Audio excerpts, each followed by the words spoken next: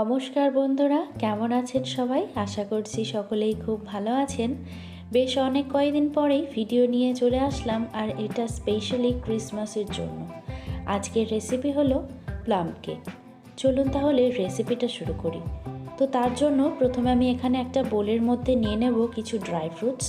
প্রথমে নিয়ে নিলাম কাজু বাদাম 2 টেবিল স্পুন, নিয়ে নিচ্ছি 1 টেবিল চামচের মতন কিশমিশ, আর নিয়ে নেব কালো কিশমিশ এখানে 2 টেবিল চামচের মতন, দিয়ে দিচ্ছি 1 টেবিল চামচের মতন শুকনো খেজুর, দিয়ে দেব 1 টেবিল চামচের মতন আখরোট বাদাম কুচি, আর সবশেষে দিয়ে দিচ্ছি 2 টেবিল চামচের মতন টুটি ফুটি।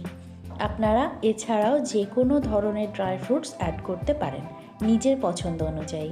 তারপর আমি এর মধ্যে দিয়ে দেব হাফ কাপ পরিমাণে অরেঞ্জ জুস। এটা যদি আপনারা না পান সেক্ষেত্রে আম অথবা কমলা লেবুর যে কোনো সফট ড্রিঙ্ক আপনারা এখানে ব্যবহার করতে পারেন। তারপর খুব ভালো করে নাড়াচাড়া করে একটুখানি ভিজিয়ে রেখে এটাকে ঢাকা দিয়ে রেখে দেব 8 ঘন্টার জন্য। এবারে চলুন নেক্সট স্টেপে যাওয়া যাক। তার জন্য এখানে আমি একটা বোল নিয়েছি, যে বোলের মধ্যে আমি ব্যাটাটাকে রেডি করব সেই বোলটাই আমি এখানে নিয়েছি। প্রথমে দিয়ে দিলাম হাফ কাপের মতন পাউডার সুগার। এবারে এর মধ্যে আমি দিয়ে দেব একে একে বাকি উপকরণগুলো। প্রথমেই দিয়ে দিচ্ছি 1/4 কাপের মতন সাদা তেল। নর্মালি ঘরে যে ভেজিটেবল অয়েলটা থাকে সেটাই আমি এখানে অ্যাড করছি। তারপর এর মধ্যে দিয়ে দেব 1/4 কাপ দুধ, আর দুধটাকে কিন্তু রুম টেম্পারেচারই হতে হবে। আর কেক বানানোর সময় সব উপকরণগুলো যেন রুম টেম্পারেচারেই থাকে। এখন সব কিছুকে খুব ভালো করে একবার মিশিয়ে নেব। নারকেল নাড়ু রেসিপিতে বিডি মরিয়ম ব্লগস থেকে দিদিভাই কমেন্ট করেছেন, wow delicious food, yummy tasty. Thank you so much দিদিভাই। এদিকে আমরা এখন ক্যারামেলটা রেডি করে নেব। তার জন্য একটা ফ্রাইং প্যান বসিয়ে ওতে দিয়ে দিলাম হাফ কাপের মতন চিনি, আর ফ্লেমটাকে কিন্তু লো টু মিডিয়ামেই রাখতে হবে। চিনিটা মেল্ট হওয়া শুরু করলে তখনই কিন্তু নাড়াচাড়া করতে হবে, তার আগে কিন্তু নাড়াচাড়া করা যাবে না। তো এখন দেখুন ক্যারামেলের কালারটা কত সুন্দর চলে এসেছে। আর এই সময় আমরা গ্যাসটাকে অফ করে দিয়ে সাথে সাথেই জল দিয়ে দেব। এখানে আমি হাফ কাপ জল ব্যবহার করছি। আর এই সময়ে কিন্তু খুব সাবধানে করতে হবে। এই সময় গরমের ভিতরে জল দিলে কিন্তু জলটা ছিটে আসে। তারপর একটু নাড়াচাড়া করে নিতে হবে, তখন কিন্তু আর ভয়ের কোনো কারণ থাকবে না। তো আমাদের ক্যারামেলটা রেডি করা হয়ে গেছে। এখন আমরা এটাকে নামিয়ে সাইডে সরিয়ে রাখবো। এবারে আমরা যে চিনি, দুধ আর সাদা তেল দিয়ে মিশ্রণটাকে রেডি করেছিলাম, তো সেটার মধ্যে এখন আমরা ড্রাই ইনগ্রিডিয়েন্টসগুলো অ্যাড করব। তার জন্য একটা চালনি বসিয়ে নিলাম, ওর উপরে দিয়ে দিচ্ছি 1 কাপের মতন অল পারপাস ফ্লোর। আর এই সব সময় ড্রাই ইনগ্রিডিয়েন্টসগুলো একটু যদি চেলে নেওয়া হয় তাহলে ব্যাটারটা খুবই স্মুথ হয়। তারপর এর মধ্যে আমি একে একে সব উপকরণগুলো দিয়ে দিচ্ছি 3 টেবিল চামচের মতন গুঁড়ো দুধ, 1 পিঞ্চের মতো নুন যাতে টেস্টটাকে ব্যালেন্স হয়। এবারে সবশেষে দিয়ে দিচ্ছি ফ্লেভারের জন্য একটুখানি সিনামন স্টিকটাকে গ্রেট করে নিয়ে। লুচি রেসিপিতে সোমার স্বপ্নের রান্নাঘর থেকে সোমা দিদিভাই কমেন্ট করেছেন, ফুলকো ফুলকো লুচি খুব সুন্দর হয়েছে, লাইক দিয়ে দেখে নিলাম। থ্যাংক ইউ সো মাচ দিদিভাই, এইভাবেই পাশে থাকবেন। এখন আমি এই ড্রাই ইনগ্রিডিয়েন্টসগুলোকে খুব ভালো করে চেলে নেব। নারকেল নাড়ু রেসিপিতে তাহসিন কুকিং চ্যানেল থেকে দিদিভাই কমেন্ট করেছেন, চলে এলাম আপু, কেমন আছেন? খুব সুন্দর হয়েছে, ভুলে গেছেন। ভালো আছি, আপনি কেমন আছেন?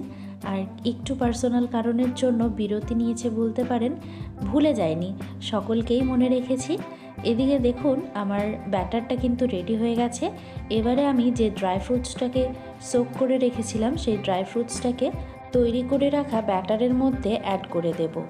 আর 8 ঘন্টা পর দেখে হয়তো বুঝতেই পারছেন ড্রাই ফ্রুটসরা কতটা ফুলে উঠেছে। এখন আমি সব সমেত এই ব্যাটারের মধ্যে ঢেলে দেব। বাংলাদেশি ব্লগার তানিশা দিদিভাই কমেন্ট করেছেন, নারিকেল নাড়ুগুলো খুব সুন্দর বানানো হয়েছে আপু। থ্যাংক ইউ সো মাচ দিদিভাই। এবারে আমি এর মধ্যে ফ্লেভারের জন্য দিয়ে দিলাম 1/8 টিস্পুনের মতন ভ্যানিলা এসেন্স। আপনারা এটাকে চাইলে স্কিপও করতে পারেন। তারপর এটাকে কাট অ্যান্ড ফোল্ড মেথডে আমরা মিশিয়ে নেব। নিপাস কুইজিন থেকে দিদিভাই কমেন্ট করেছেন, চিনি নারকেল নাড়ু খুব সুন্দর হয়েছে, এত সুন্দর করে বুঝিয়ে দেওয়ার জন্য ধন্যবাদ। একদম perfect traditional taste. Thank you so much দিদিভাই, এইভাবেই আমাকে সাপোর্ট করে যাবেন। এবারে আমি এই ব্যাটারটার মধ্যে অ্যাড করে দিলাম চিনির ক্যারামেলটা। এখন ক্যারামেলটাকে ব্যাটারের সাথে খুব ভালো করে মিশিয়ে নেব। শান্তাস কিচেন থেকে দিদিভাই কমেন্ট করেছেন খুব খুব সুন্দর হয়েছে। আমি আপনার পরিবারের নতুন বন্ধু হয়ে গেলাম। আশা করি আপনিও আমার পরিবারের নতুন বন্ধু হবেন। নতুন বন্ধু হয়ে ভালোবাসা দিয়ে গেলাম। এগিয়ে যান, আছি সঙ্গে। থ্যাংক ইউ সো মাচ দিদিভাই। অবশ্যই আমিও আপনার পাশে থাকবো। তবে এই কয়েক মাস আমি একটু ইউটিউব থেকে বিরতি নিয়েছি, তো আশা করছি যখন রেগুলার হয়ে যাব অবশ্যই আপনার সাথে বন্ধুত্বটা করে নেব। আমাদের ওইদিকে ব্যাটারটা রেডি হয়ে গেছে, আর এখন আমি এই কেক টিনটাকে রেডি করে নেব। তার জন্য কেক টিনের মধ্যে একটুখানি সাদা তেল, একই প্রসেস, সাদা তেলটাকে দিয়ে একটুখানি ব্রাশ করে নিয়ে ওর উপরে একটু ময়দা ছিটিয়ে নেব। তারপর ওর উপরে একটা পেপার দিয়ে দেব, তার উপরে আরও একটুখানি সাদা তেল আমি অ্যাড করে নেব। গৃহবধূর কলমে থেকে দিদিভাই কমেন্ট করেছেন, বাহ, খুব ভালো লাগলো তোমার ভিডিও দেখে।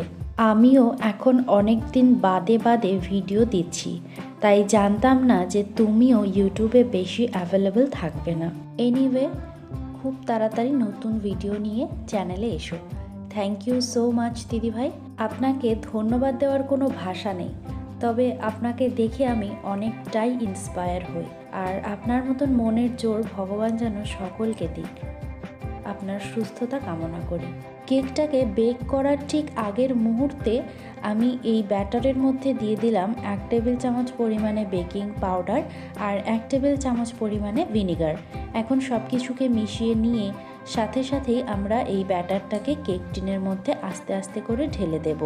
দেখে হয়তো বুঝতেই পারছেন ব্যাটারটা কতটা স্মুথ হয়েছে।